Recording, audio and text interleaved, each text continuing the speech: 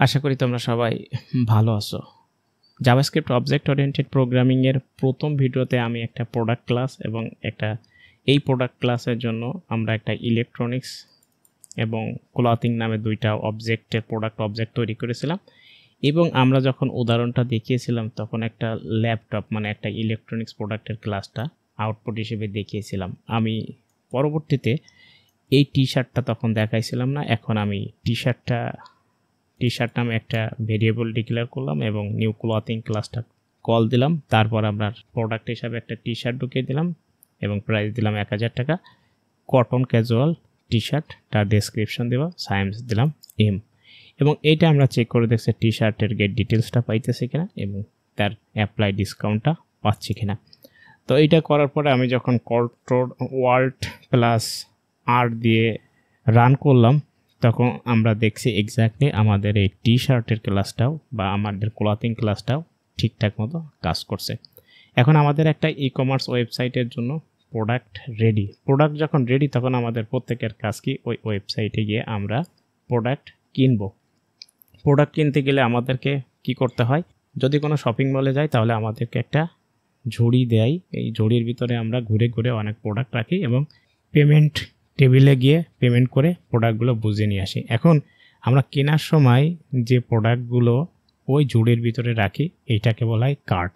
আজকে আমরা এই ই কমার্স ওয়েবসাইটের প্রোডাক্টগুলোর shopping cart object oriented programming ব্যবহার করে কিভাবে আমরা শপিং কার্টটা মেনটেন করতে পারি আজকে সেটা নিয়েই ডিসকাস করব এবং সেটার ক্লাস তৈরি করব।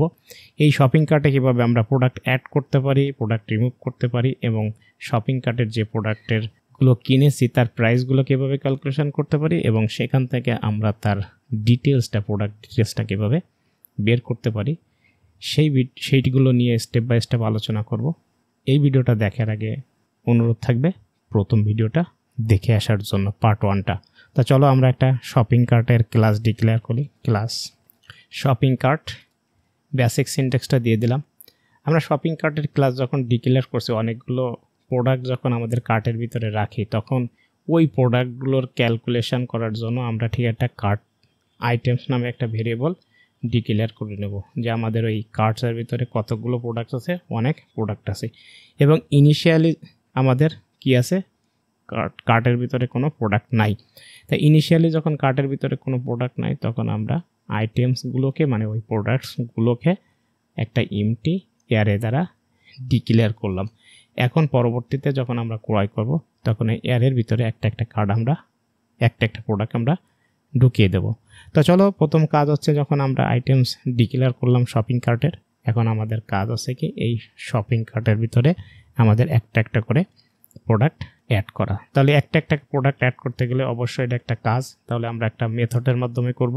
চলো অ্যাড আইটেম নামে আমরা একটা মেথড তৈরি করলাম এবং বেসিক সিনট্যাক্সটাকে লিখে নিলাম। যখন আমরা একটা প্রোডাক্ট অ্যাড করব তাহলে নিঃসন্দেহে কি আমাদের একটা প্রোডাক্ট থাকবে, অবশ্যই প্রোডাক্ট যখন অ্যাড করব নিশ্চয়ই প্রোডাক্টের একটা কোয়ান্টিটি বা সংখ্যা থাকবে, সেই কোয়ান্টিটি দিলাম এবং একটা নিচে তো কমপক্ষে কেনা যায় না, সুতরাং একটা আমরা ডিফল্ট ভ্যালু হিসেবে দিয়ে দিলাম।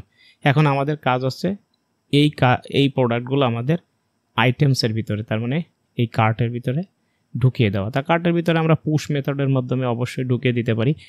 তার আগে আমাদেরকে একটা চেক করতে হবে যে আমরা যে প্রোডাক্টটা অ্যাড করতেছি শপিং কার্টে এই শপিং কার্টটা আসলে আমাদের এই প্রোডাক্ট ক্লাসের অস্তিত্ব কিনা বা প্রোডাক্ট ক্লাসের ভিতরে আছে কিনা এটাতে আমাকে খুঁজে বের করতে হবে। যদি প্রোডাক্ট ক্লাসের অস্তিত্ব না থাকে তাইলে তো আমরা কার্ডে কোনো প্রোডাক্ট যোগ করতে পারবো না। তো চলো সেই চেকিংটা আগে দিয়ে আসি।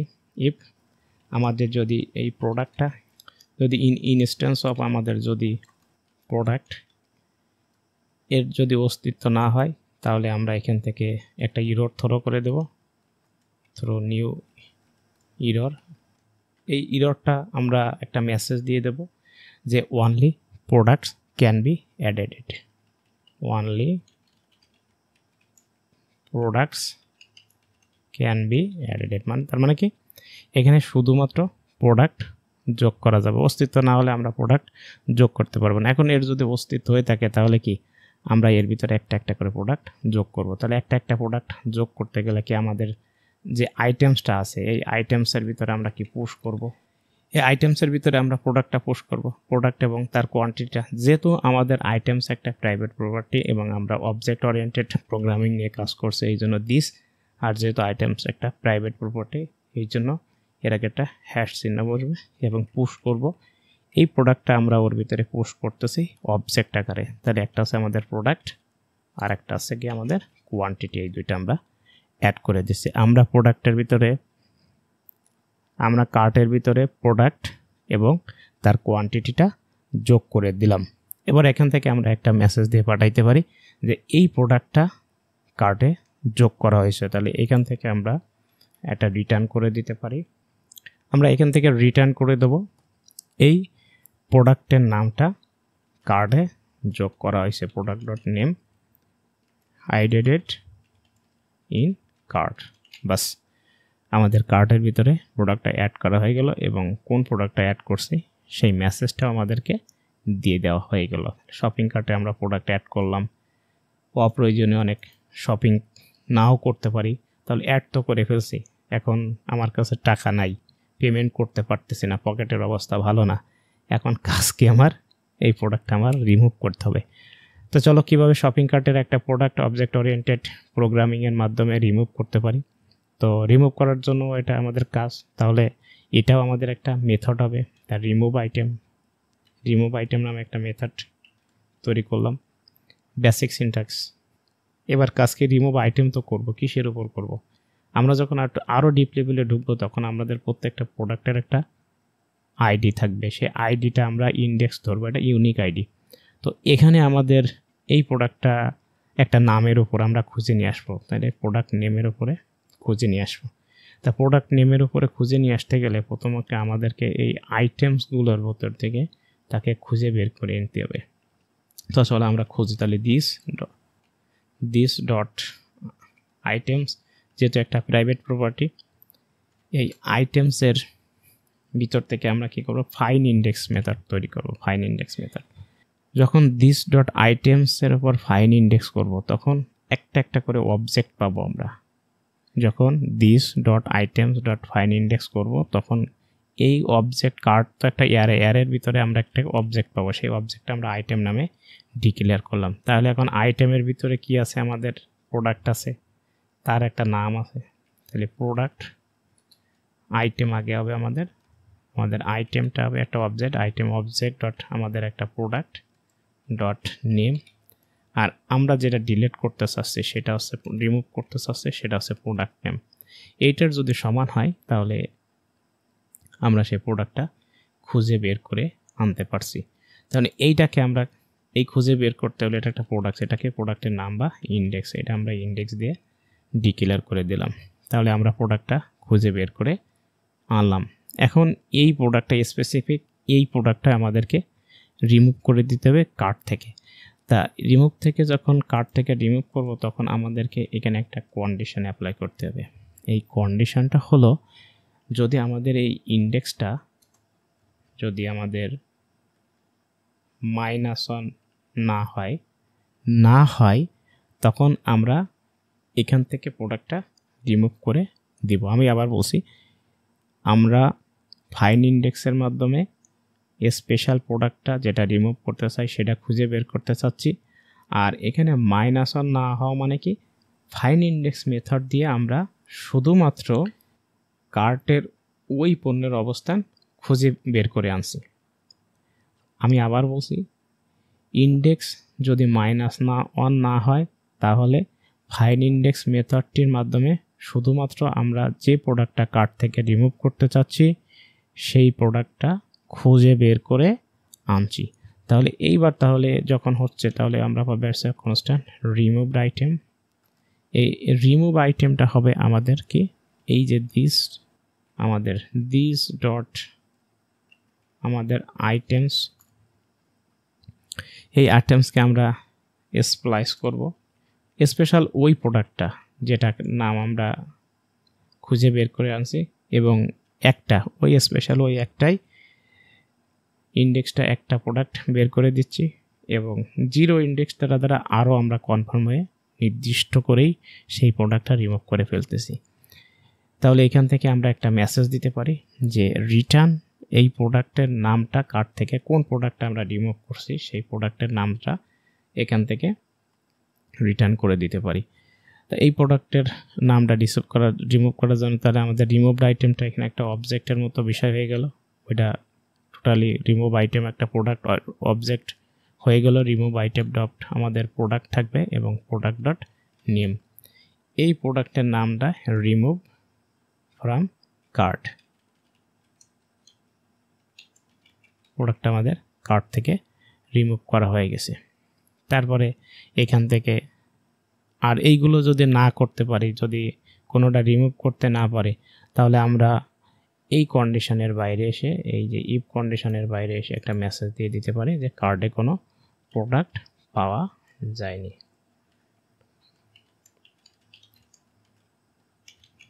বাস, কার্টে কোনো প্রোডাক্ট পাওয়া যায়নি। তাহলে এই মেথডটার মাধ্যমে আমরা কার্ট থেকে প্রোডাক্টটা বের করে দিলাম।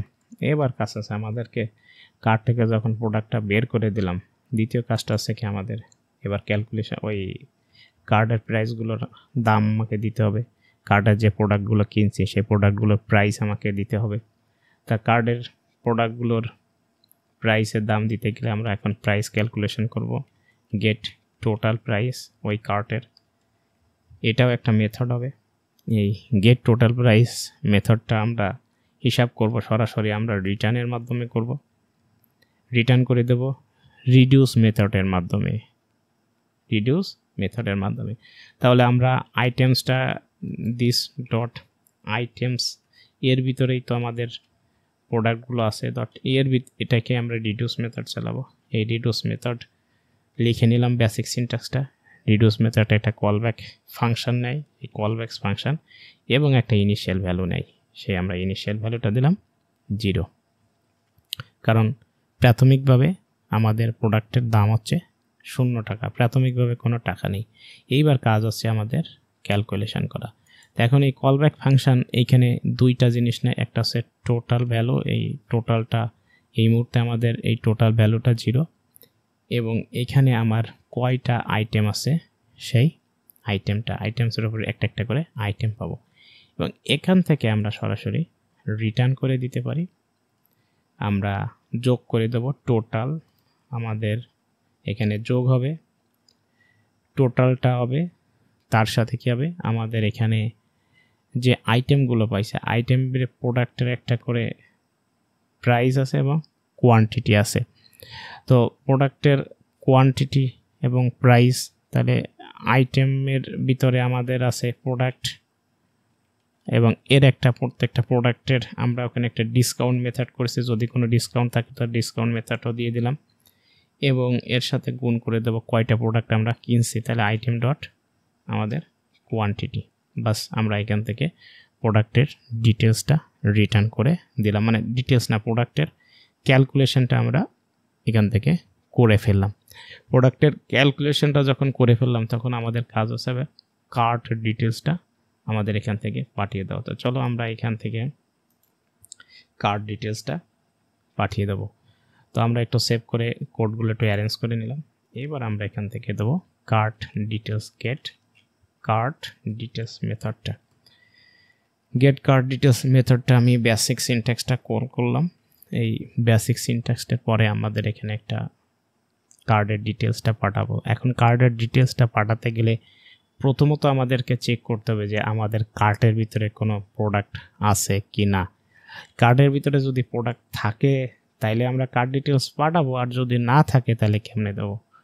তাহলে চলো আগে দিস ডট আইটেমস, এই আইটেমসের তার মানে এটা কি একটা এয়ারে, এই ডিটা আইটেমের একটা দৈর্ঘ্য লেন্থ, এই লেন্থটা যদি আমাদের কি হয় 0 হয় তাহলে কি এখান থেকে রিটার্ন করে দেব কার্ট ইজ এমটি, তার মানে কার্টটা খালি। প্রোডাক্ট যদি না থাকে তাহলে কার্টের খালি, আদারওয়াইজ আমরা প্রোডাক্টের ডিটেলসটা রিটার্ন করে দেবো। তো চলো এখান থেকে রিটার্ন করে দিই। আমরা এটা ডাইনামিক্যালি করে দিই, তাহলে একটা ম্যাপ মেথডের মাধ্যমে করে দিই।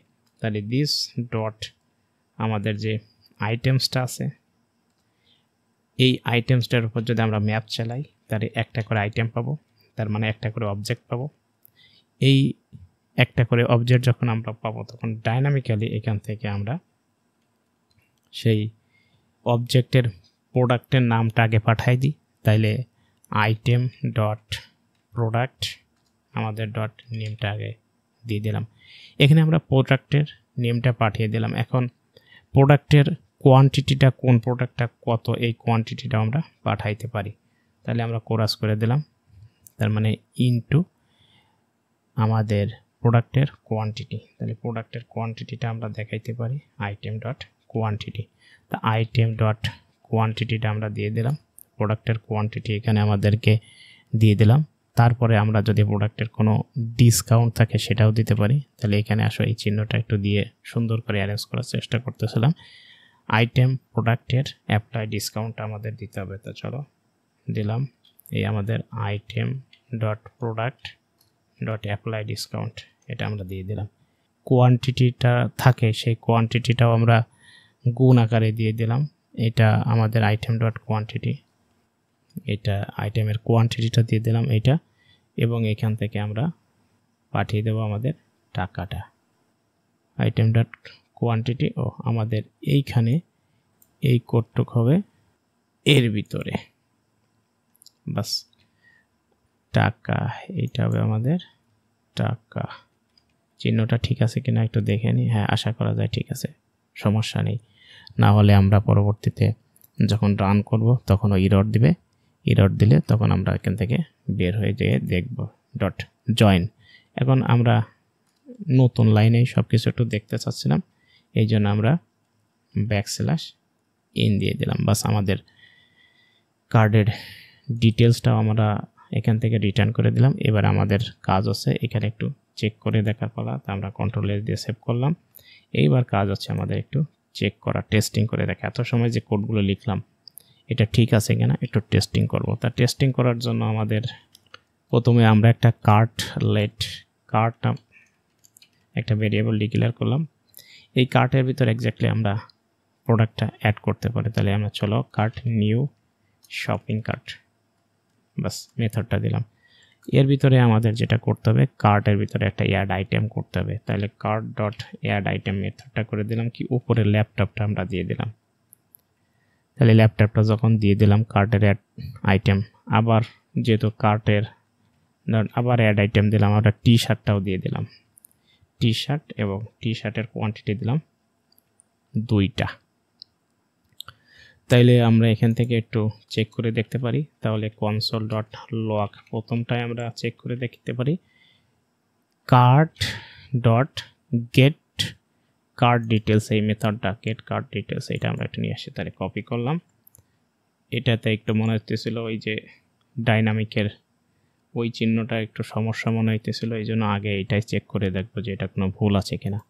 কন্ট্রোল এস দিলাম, কন্ট্রোল এস দিয়ে আমরা এখান থেকে একটু চেক করে দেখছি নোড.js এর মাধ্যমে রান এবং রান। হ্যাঁ, এখানে অবশ্যই সেই ভুলটাই দেখা যাচ্ছে। তাহলে আমরা কোয়ান্টিটিটা দেখা যাচ্ছে কোন জায়গায় দেখা যাচ্ছে, আইটেম ডট কোয়ান্টিটি টাকা, home this dot product dot quantity এইটা বলতেছে 96 লাইন, 96 নম্বর লাইনে যাব আমরা। দিস ডট আইটেমস, এখানে আইটেমস ডট পোস্ট প্রোডাক্ট আর কোয়ান্টিটি বানান কি আমাদের ঠিক আছে? হ্যাঁ, কোয়ান্টিটি বানান তো দেখছি আমাদের ঠিক আছে। হ্যাঁ, এখানে আমরা সেকেন্ড ব্র্যাকেট ক্লোজ করি নাই, দেখা যাচ্ছে। কন্ট্রোল এস দিলাম, অল্ট আর দিলাম, এবার সংক্ষেপে রান করলাম। এবার আমাদের বলতেছে কি card dot get card details. তাহলে card dot get card details এটা আমাদের কার ইজ নট ডিফাইন। তাহলে কার কোন জায়গায়, তাহলে এখানে আমাদের স্পেলিং ভুল গেছে কার্ড। তাহলে আবার অল্ট আর দিলাম, এক্স্যাক্টলি আমাদের ডেল ল্যাপটপ আর টি শার্ট আমরা 2টা, এবং আমরা 1600 টাকা দাম আসতেছে। তাহলে এই ভিডিও থেকে দেখতে পাচ্ছি যে আমরা আমাদের কার্টের শপিং কার্টটা ঠিকভাবে মেনটেন করতে পারছি। চলো আমাদের আরেকটু জিনিস বাকি আছে, আমরা ডিটেলসটাও একটু শুধুমাত্র কার্টের ক্ষেত্রে আর একটু ক্যালকুলেশন করা, প্রত্যেকটা মেথডটা একটু চেক করে দেখি। তাহলে আমরা এখানে console.log দিলাম। এই console.log দিয়ে আমরা cart.get টোটাল প্রাইসটা একটু ক্যালকুলেশন করে দেখি। যখন টোটাল প্রাইসটা ক্যালকুলেশন করতেছি, আমরা একটু ওয়াল্ট আর দিয়ে চেক করি। আমাদের ল্যাপটপের দাম ডিসকাউন্ট দিয়ে 7,373,600 টাকা আমরা এখানে পাচ্ছি। আর রিমুভ আইটেমটা একটু চেক করে দেখি, console.log। এখন আমরা cart.remove item এবং আমরা একটা টি শার্টটা রিমুভ করতে চাই। এটা আমাদের অবশ্যই রিমুভ করতে গেলে নাম দিতে হবে টি শার্ট। তাহলে কন্ট্রোল এস দিলাম এবং ওয়াল্ট আর দিলাম। তো আমাদের দেখা যাচ্ছে এইখানে ভুল গেছে, রিমুভড আইটেম cart.removed item। আমরা কি এই মেথডটার ওখানকার মেথডটা ঠিক মতো লিখছি কিনা দেখতে হবে। রিমুভড আইটেম, তাহলে এটা রিমুভ আইটেম কই গেল রিমুভড আইটেম কার্ট রিমুভের ভিতরে যাব আমরা, রিমুভ আইটেমস। এই রিমুভড আইটেমস আছে, এটা ঠিক আছে, রিমুভ আইটেম ঠিক আছে, ইজ নট এ ফাংশন। তাইলে রিমুভড, এখানে আমরা রিমুভ আইটেম দিয়েছি, তাহলে আমাদের তো এখানে রিমুভ আইটেম দেওয়া যাবে না, এখানে ডিটা বাদ যাবে। এখানে দিচ্ছি কেন, লাস্টের এখানে দিতে হবে। এই কন্ট্রোল এস দিলাম, আবার ওয়াল্ট আর দিলাম, exactly T shirt remove from cart, একটা টি শার্ট রিমুভ করা হয়েছে। টোটাল কার্টের প্রাইসটা ক্যালকুলেশন করি, console.log cart.get টোটাল প্রাইস আমরা দিয়ে দিলাম, আবার ওয়ার্ড প্লাস আর দিলাম। টি শার্ট এখানে দেখাচ্ছে 6,200, হ্যাঁ এক্স্যাক্টলি আমাদের সব কিছু কাজ করছে, আমাদের শপিং কার্ট ক্লাসটাও ঠিক মতো কাজ করছে।